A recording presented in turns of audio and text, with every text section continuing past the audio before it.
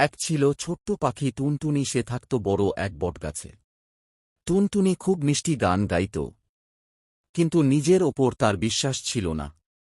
একদিন বনে বড় ঘোষণা হল, যে পাখি সবচেয়ে মন ছুঁয়ে যাওয়া গান গাইবে সে পাবে সোনার পালক। সব পাখি উত্তেজিত, কিন্তু টুনটুনি ভয় পেল। সে ভাবল, আমি ছোট, আমি কি পারব? প্রতিযোগিতার দিন এল। এক এক করে সবাই গান গাইল, এবার টুনটুনির পালা। সবাই তাকিয়ে আছে। টুনটুনি কাঁপা গলায় বলল, আমার গানটা নিখুঁত নয়, কিন্তু এটা আমার হৃদয়ের গান। তারপর সে গান ধরল। গানটা ছিল সহজ, কিন্তু তাতে ছিল সাহস আর সত্য। হঠাৎ পুরো বন চুপ হয়ে গেল। সবাই মুগ্ধ।